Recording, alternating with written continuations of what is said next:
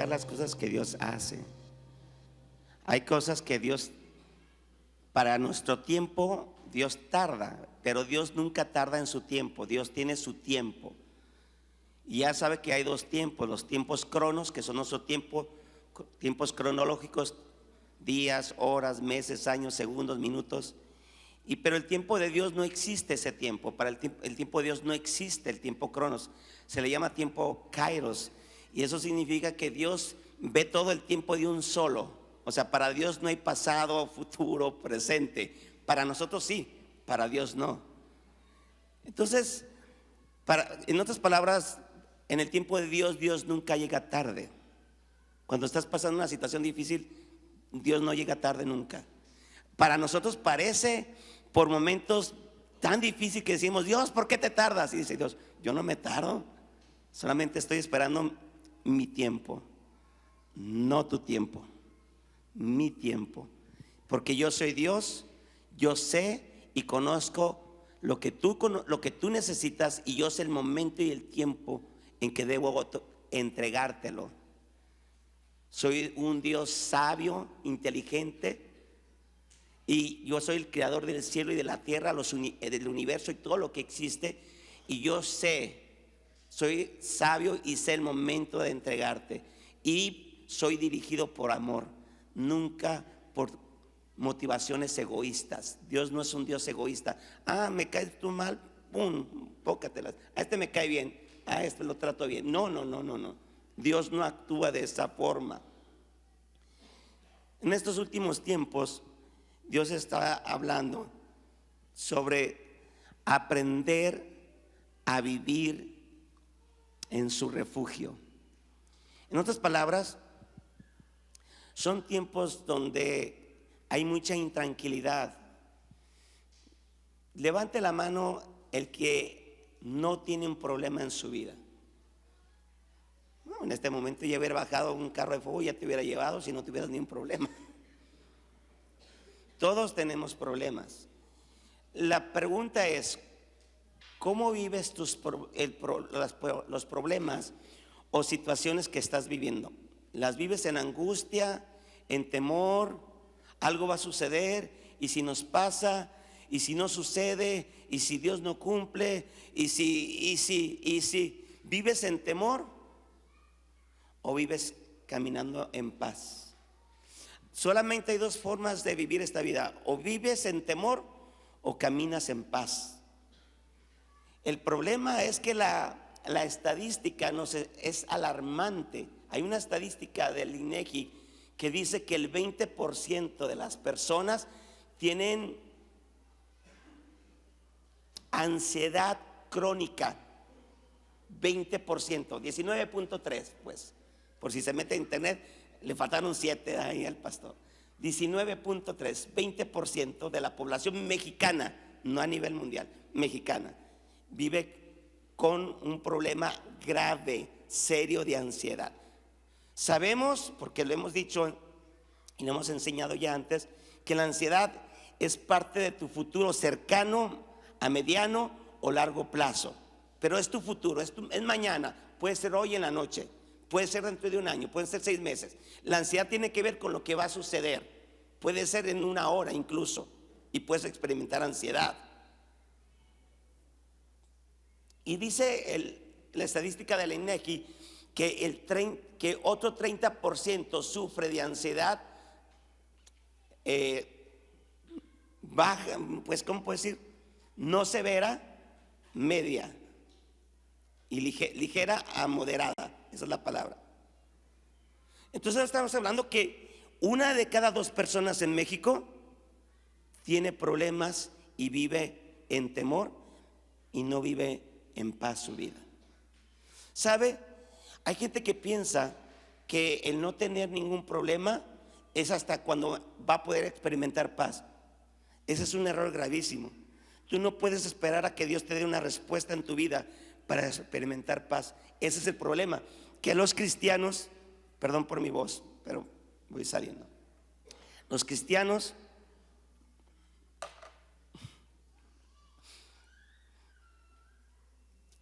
pensamos que hasta que se acabe el problema es que debo experimentar paz. ¿Sabe? Necesitamos aprender a caminar esta vida con paz y no con temor. Y de eso se trata la predicación de hoy. Tenemos que aprender a caminar.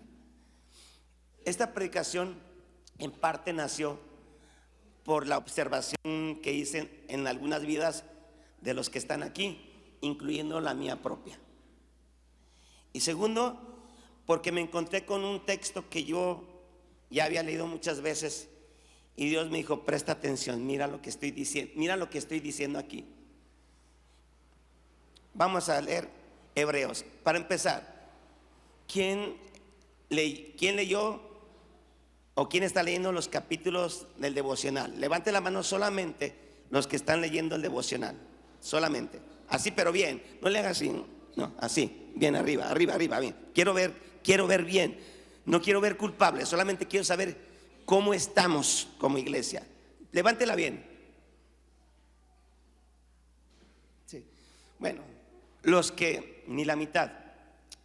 Los que leyeron su Biblia lo van a disfrutar más conmigo, porque de ahí salió esa predicación de la lectura bíblica precisamente. Y de hecho, ese es un problema de raíz por la cual la gente vive en temor, porque no leemos y mucho menos memorizamos la poderosa palabra de Dios. Entonces ya desde ahorita estamos encontrando la raíz del temor: no conocer a Dios, sus promesas, sus palabras, y tomar una decisión en confiar en Él. Pero bueno, ya casi dije la prédica en una frase. Vamos a ver Hebreos 4 del 1 al 11. Todavía sigue vigente la promesa que hizo Dios de entrar en su descanso. Mire cómo dice: todavía sigue vigente la promesa, una promesa que hizo Dios de entrar en su descanso. Por lo tanto, debemos temblar de miedo ante la idea de que alguno de ustedes no llegue a alcanzarlo. Pues esta buena noticia, o sea, la promesa del descanso de Dios, del descanso que Dios ha preparado, se nos ha anunciado tanto a ellos, al pueblo de Israel, como a nosotros. Pero a ellos, mire lo que dice: no les sirvió de nada porque no tuvieron la fe de los que escucharon a Dios. Pues voy a estar tosiendo un poquito, así que me tenga paciencia si lo hago. Pues solo los que creemos podemos entrar en su descanso. Oh, mire eso. Solo los que creemos podemos entrar en un estado de paz, no importa el problema que estemos pasando. Ahora, alguien puede decir: pastor, yo creo, pero ¿por qué quizás vivas en temor?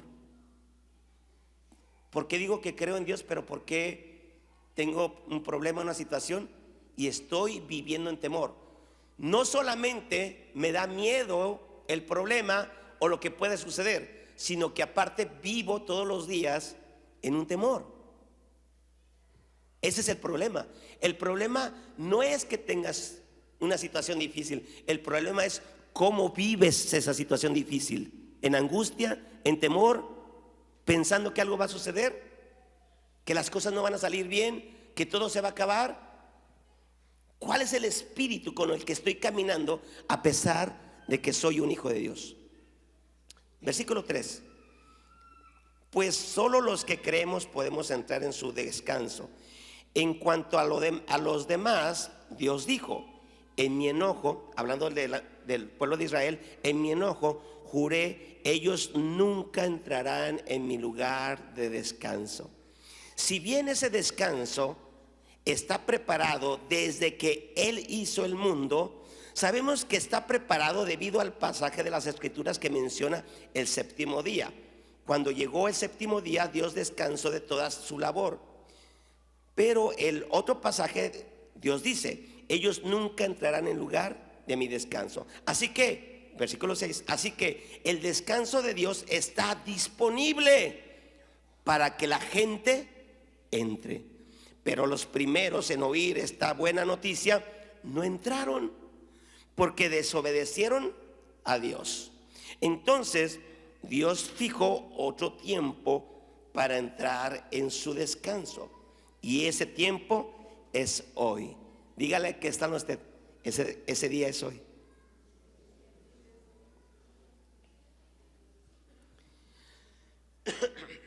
Lo anunció mucho más tarde por medio de David en las palabras que ya se han citado: cuando oigan hoy su voz, no endurezcan el corazón. Ahora bien, si Josué, hablando del Antiguo Testamento con Israel, hubiera logrado darles ese descanso, Dios no habría hablado de otro día de descanso aún por venir. Versículo 9: así que todavía hay un descanso especial en espera para el pueblo de Dios. El que tenga oídos para oír, que escuchen.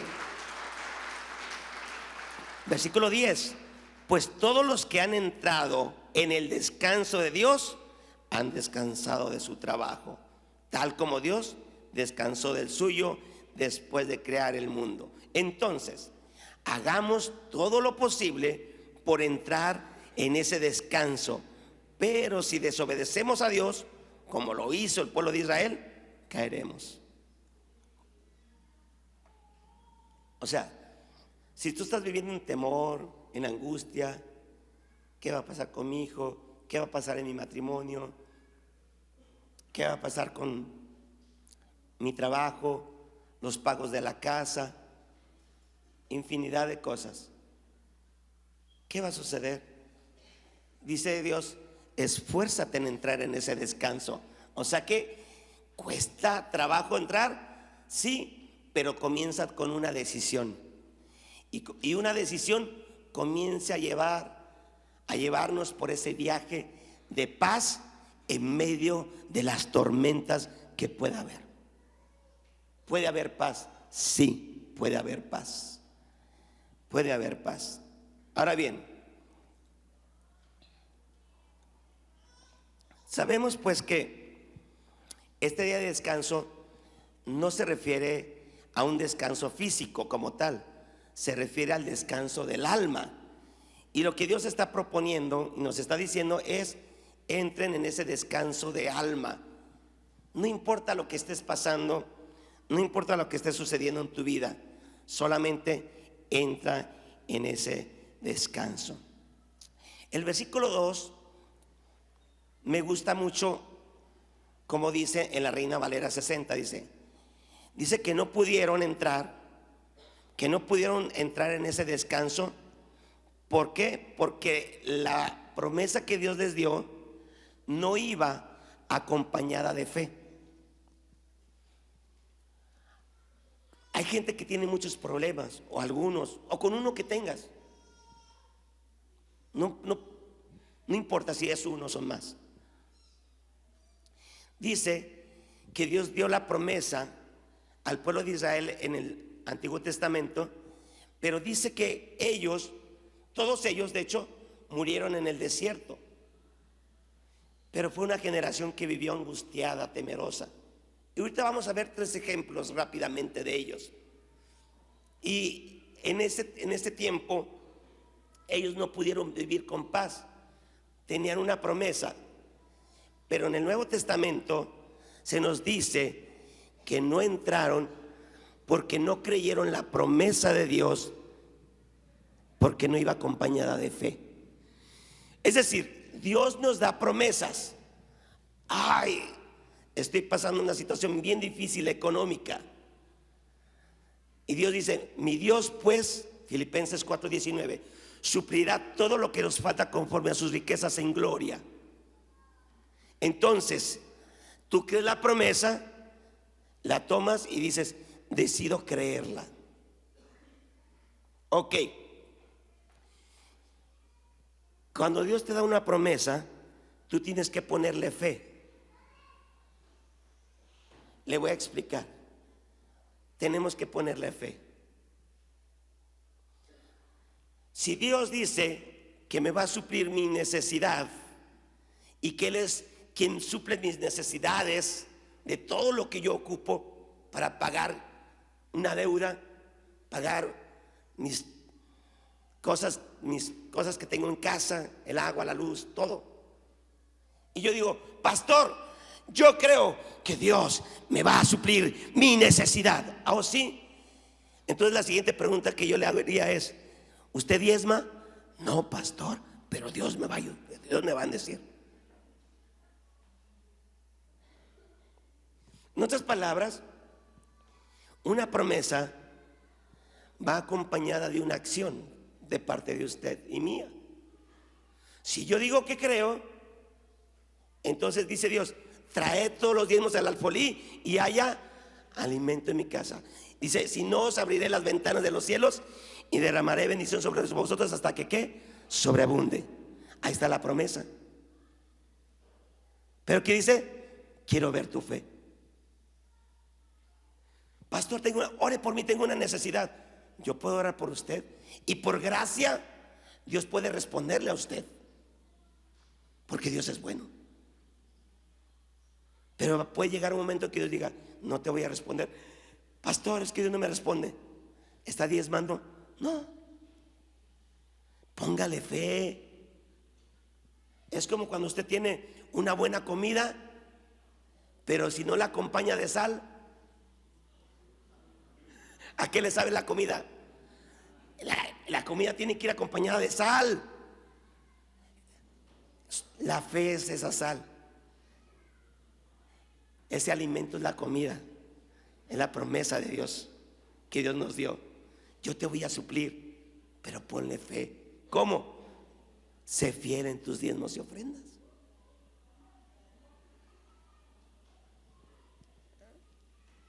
Amén.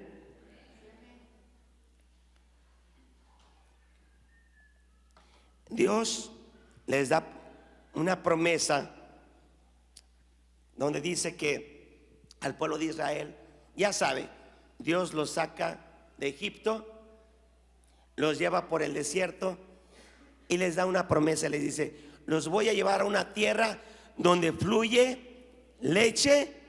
Ahí estaba la promesa. Y se las repitió y se las dijo varias veces. Y ellos salieron viendo milagros, maravillas, vieron cosas extraordinarias. Pero vamos a ver cuál fue el problema de raíz. Vamos a verlo aquí. Éxodo 14, 10 y 11. Llegan a un punto donde está el mar enfrente de ellos, un pueblo, 2,5 millones de personas, y dicen, ¿cómo cruzamos el Mar Rojo? Faraón se levanta y viene para matarlos a todos. Venían con espadas, lanzas, todo lo que Faraón tenía.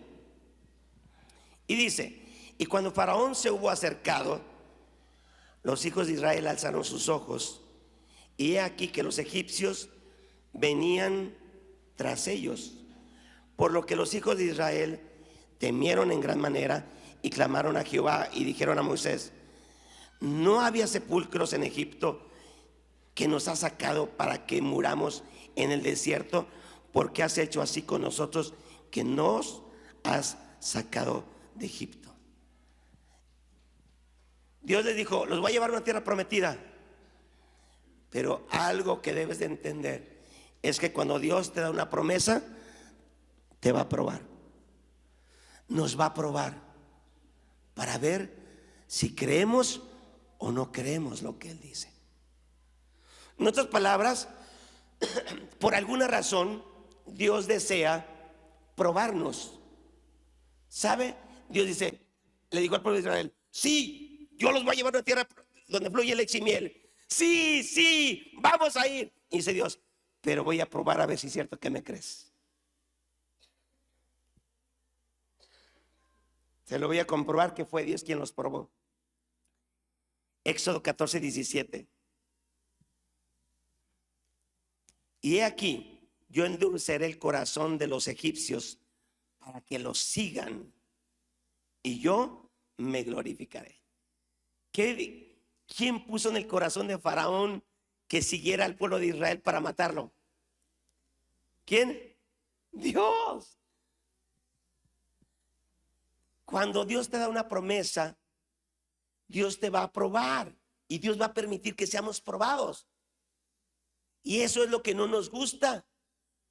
Y es ahí donde Dios dice: quiero que entres en mi reposo. De que si yo te doy una promesa, quiero que aprendas a descansar. Si te he dicho que te voy a sanar, yo te voy a sanar, pero quiero que aprendas a descansar. Si te he dicho que te voy a prosperar, pero yo quiero que aprendas a descansar en lo que yo voy a hacer en ti.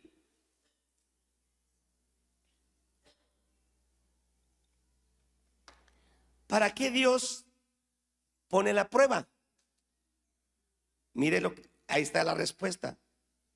¿Para qué? Y yo me glorificaré. Cuando Dios pone una prueba en tu vida, cuando estás pasando una situación difícil y tú le clamas a Dios: Dios, ayúdame. Dice Dios: sí, sí cree. ¿Y qué hace Dios? Te da la respuesta y tú dices: Dios es grande. ¿Y quién fue el glorificado en tu prueba? Dios. Pero ¿qué sucede cuando tu prueba dura semanas o meses o años? Ese es el problema. El pueblo de Israel duró 40 años. El problema con ellos es que durante las pruebas nunca descansaron, siempre vivieron angustiados, temerosos. Así que el pueblo es probado con la prueba y Dios es glorificado. En otras palabras, la tranquilidad de ellos consistía en creer la promesa de Dios. El descanso era un descanso espiritual. Cada problema que tú y yo tenemos tiene una promesa por parte de Dios. Y debes conocer la promesa. Porque si no conoces la promesa, entonces tampoco puedes vivir en una vida de paz. Las promesas de Dios son necesarias porque sin ellas no podemos vivir una vida de paz. Lo voy a repetir. Es indispensable conocer las promesas de Dios si quiero vivir en paz mi vida, de aquí hasta que me muera. Tengo que aprender a vivir en las promesas de Dios. Así que no puede haber paz en el cristiano si no conoce la Biblia y no conoce las promesas de Dios. Es la única forma. Tomo la promesa y decido creerla. Así que, cual sea tu situación, cualquier problema que tú tengas, hay una promesa para ese problema. La pregunta es: ¿conoces la promesa para eso? No puedo hablar todos los problemas que pudiéramos tener, solamente voy a hablar 3 en particular. Pero quiero cerrar esta parte con el pueblo de Israel. No voy a ver unos poquitos pasajes ahí atrás, porque necesito entrar a la parte más práctica. Ok, el pueblo de Israel llega un momento donde Dios permite, otra vez Dios prueba. No les voy a dar agua un tiempo. Imagínense en el desierto. O sea, las pruebas no son fáciles, pues. Imagínense en el desierto, caminando con tus hijos, y de repente tú dices: pues ya no tenemos agua. ¿Qué es lo primero que piensas? Me voy a morir. Y si soy mamá, las mamás, voy a hablar mucho de las mamás. Y si soy mamá, ¿en quién pienso primero? ¿En el esposo? No, en los hijos. Las mamás me entienden. Primero pienso en los hijos antes que en el viejo cabezón. Pienso en los hijos. Aquí hay un secreto para los hombres, el que tenga oídos para oír, que escuche. Entonces la esposa primero piensa en los hijos. Entonces comienza la desesperación. Y si morimos, y si pasa, y si no encontramos agua, no se ve nada, estamos en medio del desierto, no se ve. Y luego dicen, Dios tiene que hacer algo, Dios va a hacer algo. A lo lejos, Elim, un lugar, palmeras, ahí va a haber agua. Y llegan a un lugar donde se encuentran con las aguas, y cuando las prueban, ¿qué cree? Estaban amargas. ¿Y qué cree que pensaron? Esto es el fin, no hay agua, nuestra única esperanza es este lugar, se acabó. ¿Y qué dijeron? ¿Dónde está Dios? ¿Se olvidaron de qué? De la promesa. ¿Dónde está Dios? Empezaron ¿qué? Los reclamos. No que nos iba a ayudar. Hola. No que iba a hacer esto por mí. No que sus promesas. No dijo que nos iba a llevar y no hay agua. Y Dios le dice a Moisés, toma un hisopo, como un arbustito seco, aviéntalo ahí. Y dice que las aguas se hicieron dulces y pudieron tomar agua.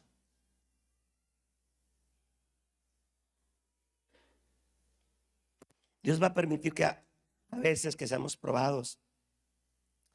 Pero el punto es, ellos caminaron en el desierto con temor, con angustias, sus vidas. ¿Cómo vamos a caminar nosotros hoy nuestras vidas aquí en la tierra como cristianos? ¿Cómo la vamos a caminar? Y quiero terminar con los ejemplos de ellos.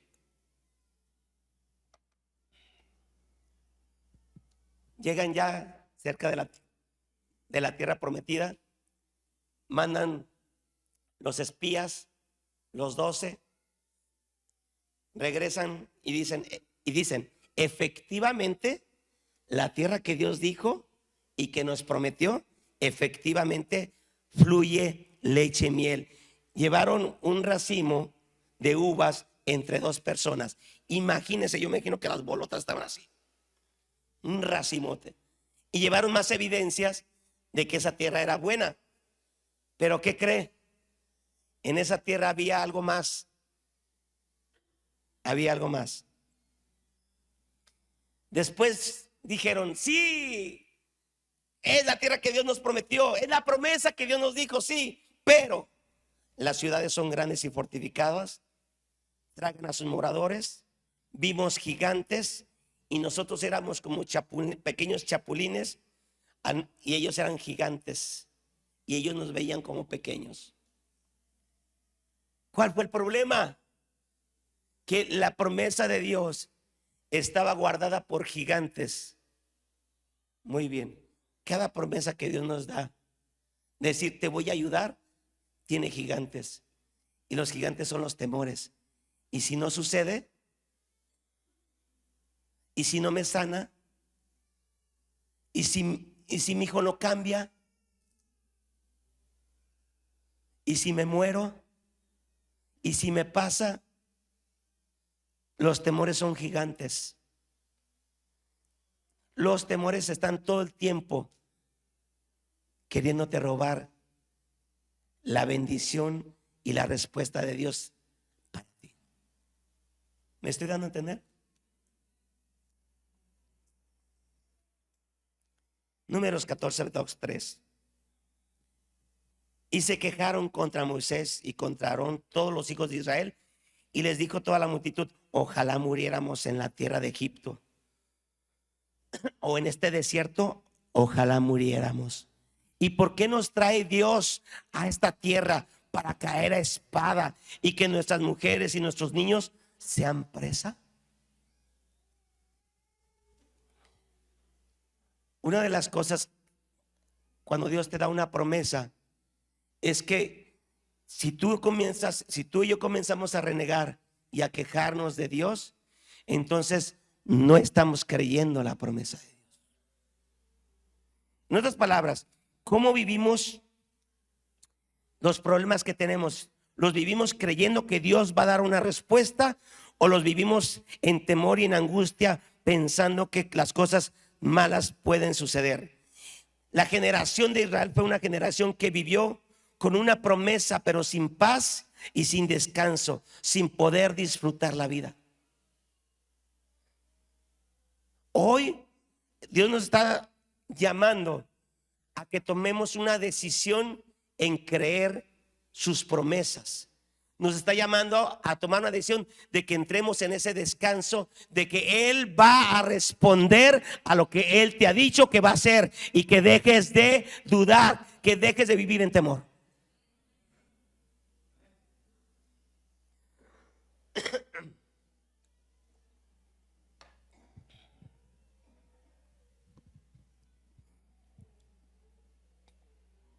Vamos a ver, voy a tomar 3 puntos, que es el dinero, la familia y la enfermedad.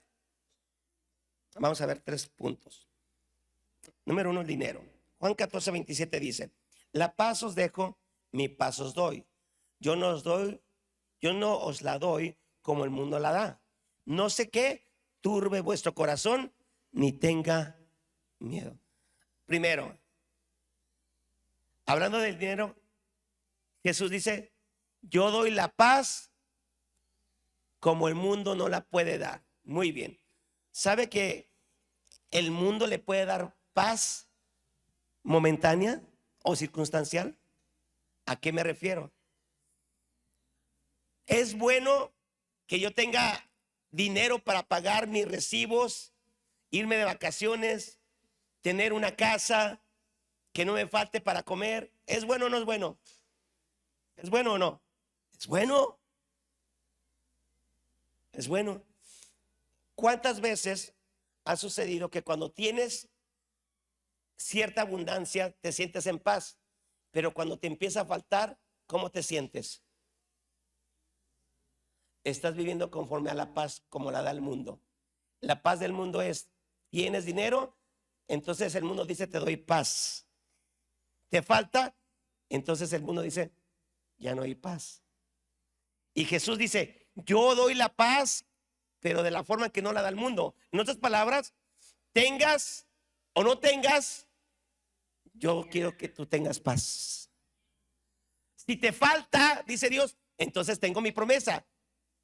Mi Dios pues suplirá todo lo que les falta conforme a sus riquezas en... ¿Será importante la promesa? Entonces a lo mejor a mí me hace falta pagar algunos recibos, pero yo tomo la promesa, y en vez de vivir angustiado, 2 personas, y pues hace un año teníamos para comer, teníamos para vacacionar, y ahora pues se acabó la chamba, ya no tengo igual de dinero, tengo que pagar la renta, tengo que pagar el agua, ya no gastes más agua, que tengo que pagarla. La luz, ¿por qué deja la luz prendida? Que no sabe. Y te estresas y vives como angustiado. Pero cuando tenemos dinero, ¿qué sucede? Deja la luz prendida. Apaga la luz, hijo, apaga la luz. El agua, pues, no pasa nada. Pero cuando te empieza a faltar, ¿cómo te pones? ¿Cómo vives? Es ahí donde Dios dice: toma mi promesa. No tengo para pagar la renta y me faltan 4 días. ¿Cómo vas a vivir esos 4 días? Mi Dios pues, ¿qué? Suplirá. Ojo, pero Él no te dice en qué momento. Por eso el pueblo de Israel pecó contra Dios y no pudieron entrar en el reposo, porque ellos esperaban la respuesta a su tiempo, cuando ellos necesitaban, cuando ellos querían. ¿Sabe usted que a este hombre que le falta para 4 días para la renta, mi Dios va a suplir 1, 2, 3, 4? ¿Dónde está lo que dice el pastor? El domingo diezmé por primera vez, y luego lo di y vine y agarré la promesa, y me están sacando mis cosas de la casa. Y dice Dios: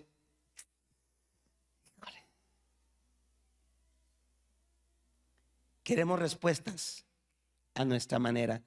Pero ¿qué tal si este mismo hombre dijo, ay, el domingo ya hice caso por fin y ya diezmé, fui fiel? Dios dice tu promesa que tú suplirás todo lo que me falta conforme a mis riquezas en gloria, gloria a Dios. Sí, tú me vas a ayudar, tú me vas a ayudar. 1, 2, 3, 4. No, sí, me están sacando mis cosas. Dios, pero tú dijiste, y yo sé que con mis cosas aquí afuera, algo va a suceder. En eso un hermano se entera y le dice, hermano, yo tengo un cuartito para que empiece y se levante, véngase.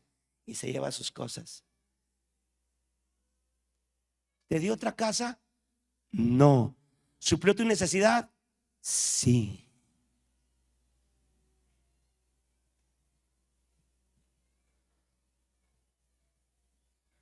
La pregunta es, ¿cómo vas a vivir? ¿Angustiado? Las mujeres me entienden bien. Las mujeres casadas, las jóvenes no, todavía no. Las mujeres casadas saben perfectamente esto. Les empieza a faltar el dinero. Algunas empiezan a comer las uñas.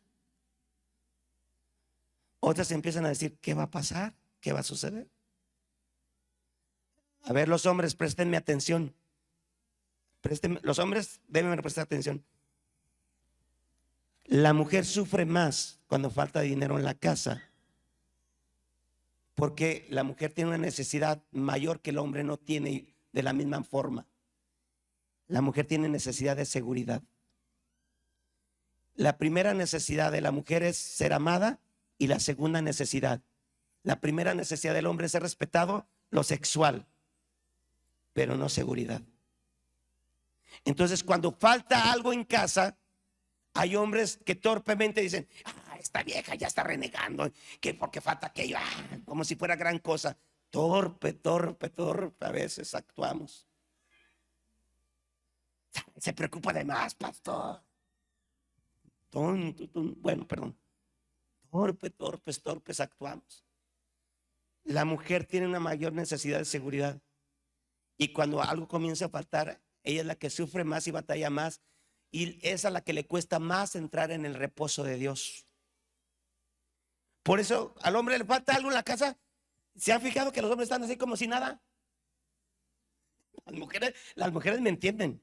Las mujeres saben lo que les estoy diciendo, pero los hombres no entienden eso.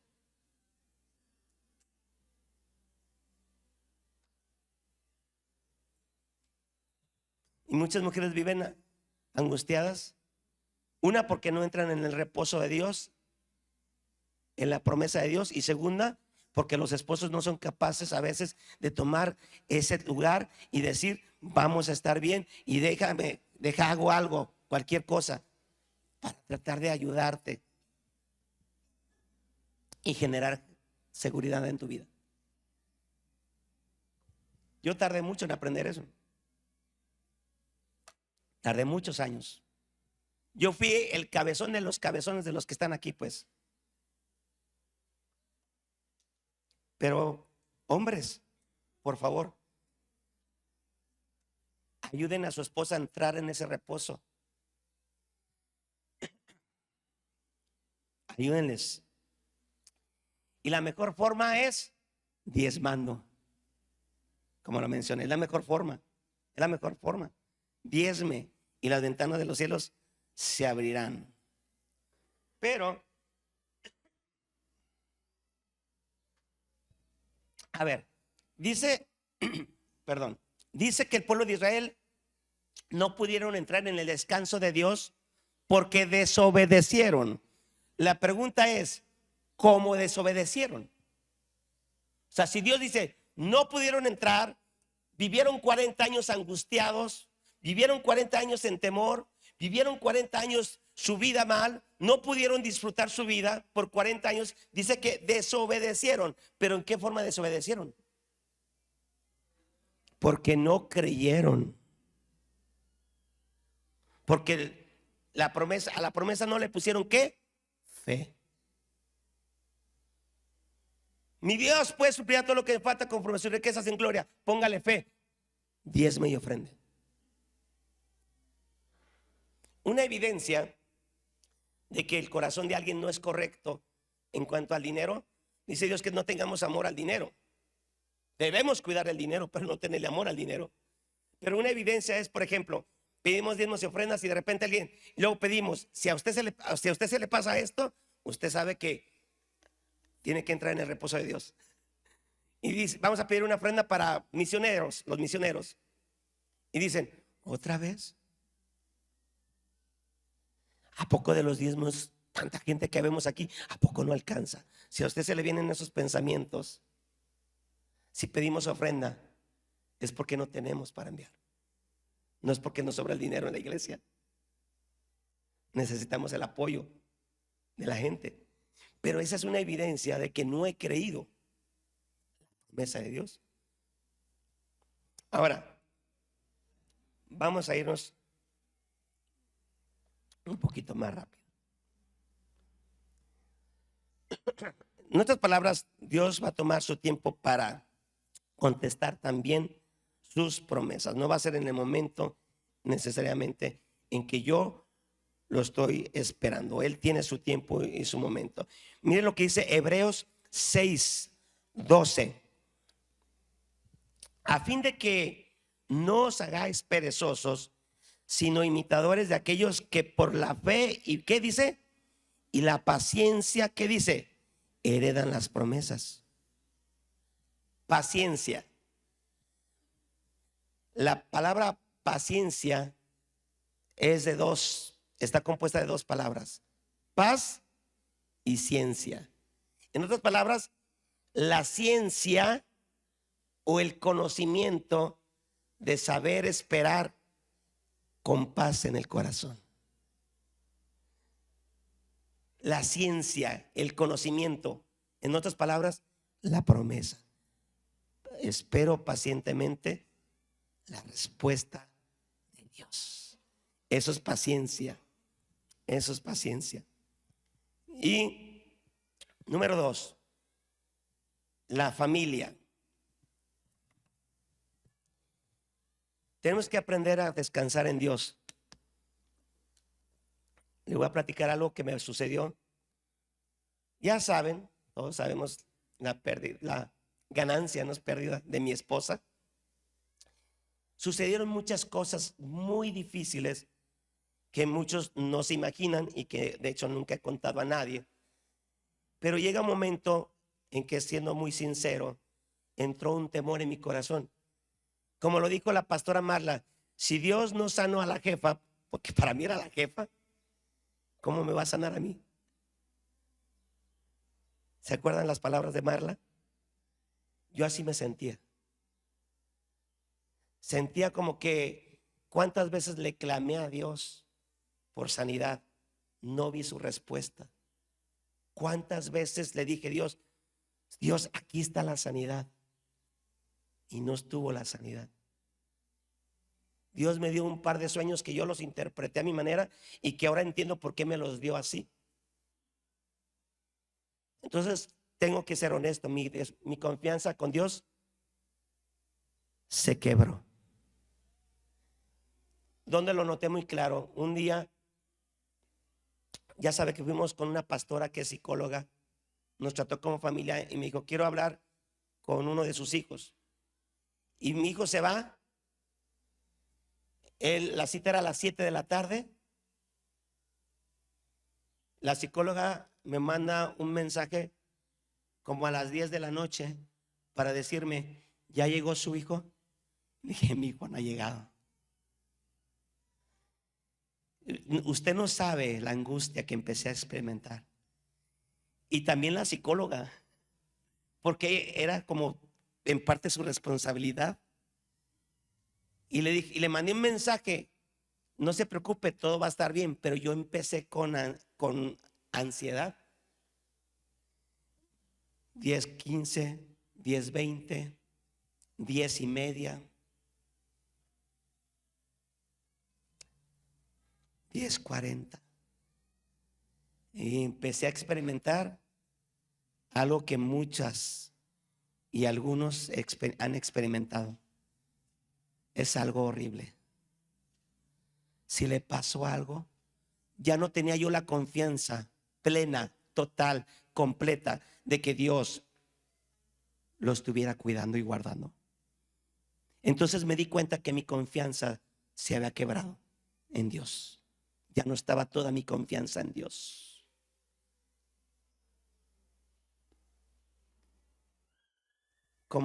Después de que me angustié ya en demasía, como a los 10 minutos llegó como a las 10:50 más o menos. Dije, hijo, peor. La psicóloga y yo le mandaba mensajes, no contestaba, ni siquiera entraba el mensaje. O sea, era horrible. ¿Cuántas mamás me entienden? Ok, escucha esto. Hoy Dios te puede sanar de eso. Te voy a decir cómo Dios me sanó. Y tengo prueba de que me sanó, por lo que te voy a contar enseguida. Cuando nosotros no tenemos una confianza plena en Dios, ay Dios mío, vives una vida sin paz, angustiado, en temor. No puedes ya vivir así. No debes vivir así. Hoy tienes que tomar una decisión de poner toda tu confianza en Dios. Pero te voy a decir cómo. Te voy a decir cómo. Yo salí de ahí.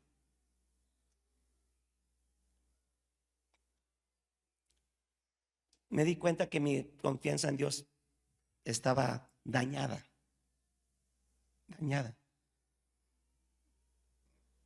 Y cualquier situación médica me empezaba a poner muy tenso. Voy y llevo a la, ya casi dije tu nombre, ya, la chequina.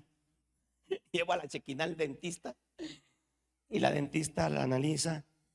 Para eso tenía como un sonidito aquí en su quijada y me dice, necesito referirla a un médico odontólogo. O sea, porque ellos ya ven que son técnicos. Y dije, está bien. Y voy y vamos con el médico. La checa y le dice, te necesito hacer una tomografía. Ya desde allí, ¿qué pasa?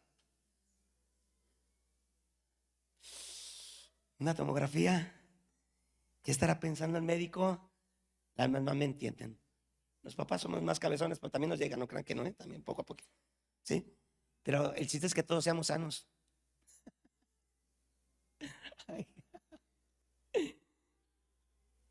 Y empieza la maquinita. ¿Por qué una tomografía? ¿Qué sospecha el médico? ¿Empiezas qué? ¿Qué pasó con mi paz? Y comienzo a caminar ¿qué? En angustia. ¿Y si pasa? ¿Y si hay esto? No, Dios. Y luego, no, Dios, no, fíjese, no me hagas esto, por favor. Los hijos a veces no saben lo que pasamos los papás, ¿verdad? Las mamás. Dije, Dios, no me hagas esto. No le dije, no con mis hijos.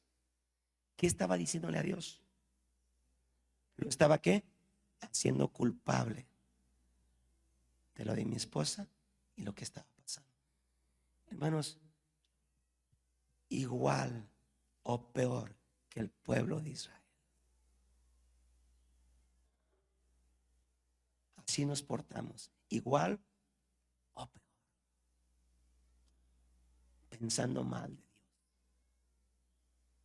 Cuando lo único que Dios está haciendo, te estoy probando por lo que quiero hacer en ti, cabezón.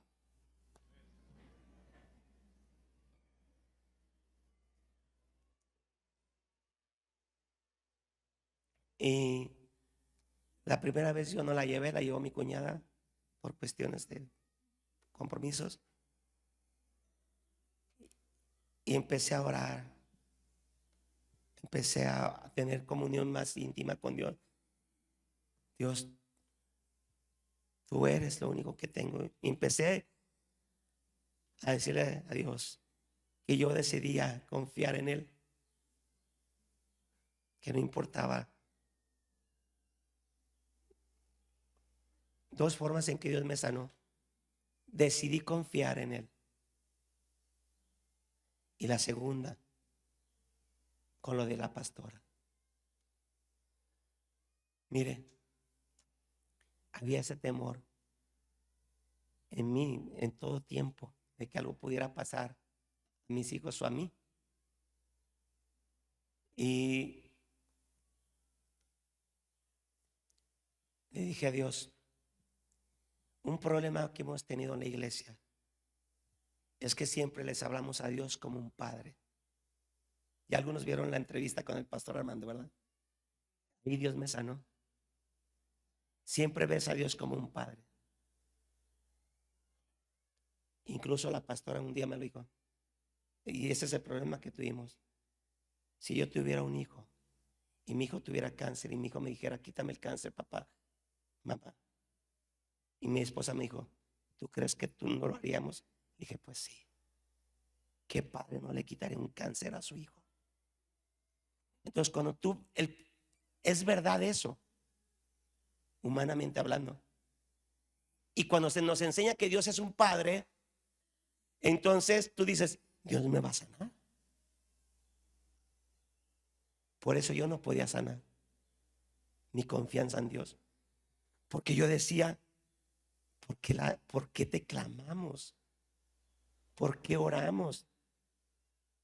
Dimos a la gente que yo conozco que ha sanado, que ha resucitado muertos, es más. Gente oró. Y Dios me dijo, yo soy Dios y Señor de todo. Y me dijo en mi corazón,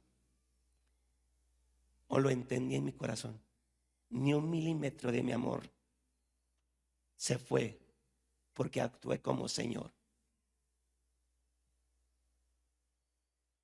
Soy Dios, soy soberano. Y yo tomo la decisión en amor. Y es algo que tú no entiendes. La pastora nos enseñó esto. Si tú entiendes a Dios, ya no es Dios. Perdón, reestructuro. Si tú entiendes completamente a Dios, ya no es Dios. Hiciste de Dios un Dios chiquito, a tu imagen, como tú lo quieres.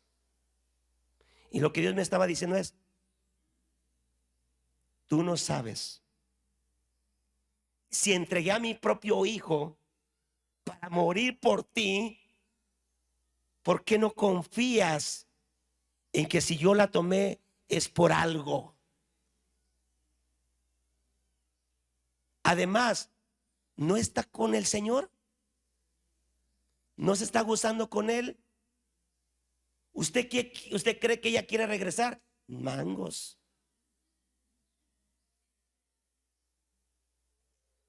¿Tú me entiendes? Entonces a veces Dios toma su faceta de Señor, pero no un Señor autoritario, un Señor lleno de amor y que dice, yo lo voy a hacer. Es ahí donde muchos cristianos tenemos que aprender a confiar plenamente en Dios. Que entiendas que es Padre, pero que también entiendas que es Dios y Señor de todo y todos.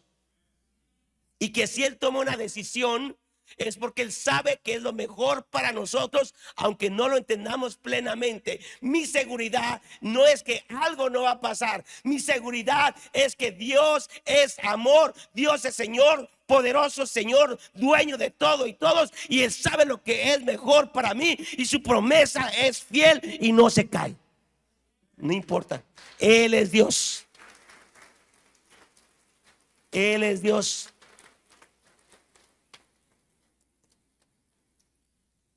Cuando entendí que Dios es Señor, entonces dije, Señor, si algo sucede en mi casa, en mi familia, en mis hijos, en mí, entonces entiendo que es lo mejor y que tú quieres dirigirme. Gracias por tu amor. Llego a la segunda, bueno, la única cita a la que yo fui, a la segunda. ¿Y cómo cree que me recibe? Ahí fue que me di cuenta que había sanado. ¿Cómo cree que me recibe el médico, el dentista? Me dice, pase. Bueno, para empezar tardó un montón en llegar. Pues ya cuando llegó medio apresurado. Llegó y saca la tomografía y me dice, ¿qué cree? Y yo dije, ¿qué pasa? Los que han tenido temor a ese grado saben lo que esas palabras significan, ¿eh? ¿Qué cree? Me quiso hacer torpemente, perdón que lo diga, me quiso hacer una broma. Pero él no sabía todo mi proceso. ¿Qué cree? Pero no me lo dijo así como diciendo, no, ¿qué cree? Todo está bien. No, ¿qué cree? Así como diciendo, ¿qué cree? Y le dije, ¿qué pasó? Y dice, no, es que no hay nada, todo está bien. Ahí me di cuenta, Señor, he sanado. Ya no experimenté ese temor, esa angustia. ¿Qué cree? Si no hubiera sanado todavía, ¿qué hubiera pasado? ¿Qué pasó? ¿Qué sucedió? Ahí es donde tú te das cuenta que estás caminando en temor y no estás en el descanso de Dios. Pero hoy puedes tomar una decisión y decirle, voy a entrar. Y tú tienes el cuidado total y completo. Y lo que suceda está en tus manos.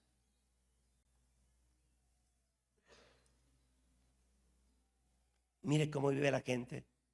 Ayer salgo para los alimentos de la comida y me encuentro con una persona que venía aquí. Y me dice, pastor, digo, ¿qué pasa? ¿A qué horas tiene el servicio? Digo, a las 10. Me dice, es que ya quiero regresar. Y le dije, ¿qué pasó? Dice, es que a mi hija le pasó esto. Nos han pasado cosas como ni se imagina. Pero me di cuenta, Dios nos recibe así. No está mal del todo. Es que quiero regresar a la iglesia. ¿Por qué quiere regresar?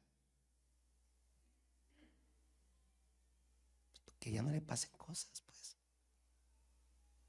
Pero vi una angustia y dije, vive en temor.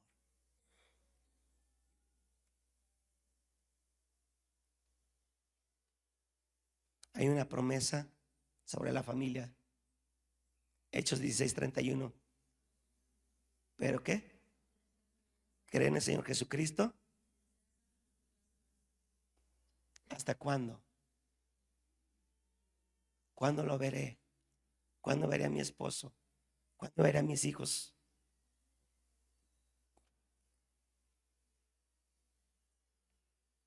No vivas en temor. Vive creyendo. Decide creer que tu esposo y tu hijo se va a componer y tu esposo va a estar aquí y tus hijos van a venir y juntos van a adorar a Dios y van a ser una familia cristiana conforme a la palabra de Dios. Pero yo y mi casa serviremos al Señor juntos.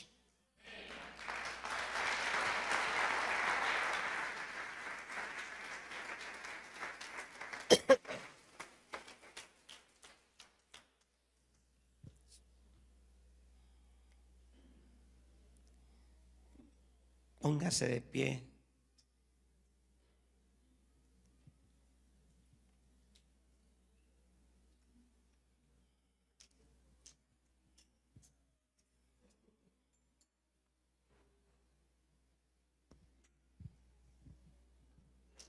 Pastor, yo he clamado muchas veces a Dios que me sane y no me ha sanado. Levante la mano a quien le ha sucedido o está pasando eso. Dios, yo le he clamado a Dios que me sane y no me sana. ¿Sabe usted? Yo padezco una enfermedad y tengo 5 años clamándole a Dios y Dios me dice, no te va a sanar.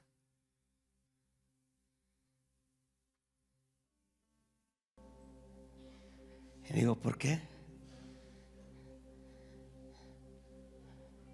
Porque comes mucho, no haces ejercicio.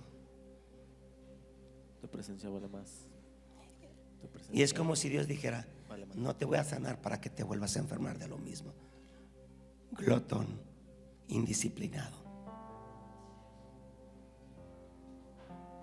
Entendí que Dios no me sanaba porque me dijo: y haces ejercicio y aprendes a comer, son tus malos hábitos por lo que estás enfermo. Y es como si Dios me dijera: te voy a dar sanidad. Te puedo dar sanidad en un momento, pero te voy a dar sanidad con carácter, con buenos hábitos. Algunos: Señor, sáname de diabetes, pero le entras al refresco como si fuera. Señor, sáname de la presión arterial, pero no le dejas los problemas a Él, sigues cargando con ellos. Señor, sáname de esto. Sí, pero le entras a la comida así como si no hubiera mañana. A veces Dios nos sana porque es cuestión de carácter más que de sanidad. Y es como si dijera Dios: sí vas a sanar, pero con buenos hábitos.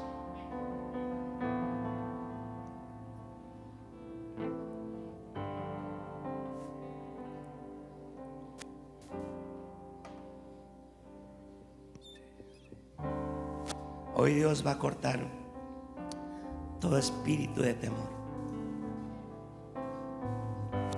¿Cuál es la situación por la que estás pasando? ¿Cuál es la situación por la que estás pasando? Con la que caminas angustiado, angustiada. ¿Hay algo? Fuimos llamados a vivir en el reposo de Dios. Caminemos en su reposo. ¿Qué te angustia? ¿El dinero? Mi Dios pues suplirá todo lo que les falte.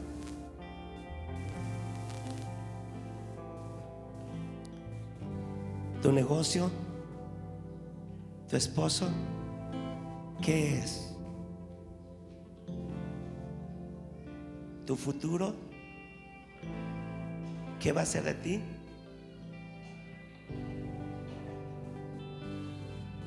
Toma una decisión de confiar plenamente en Dios y no volverte a quejar de lo que parece que no cambia o de lo que parece que no hay respuesta. Toma una decisión en confiar que tú y tu casa servirán al Señor.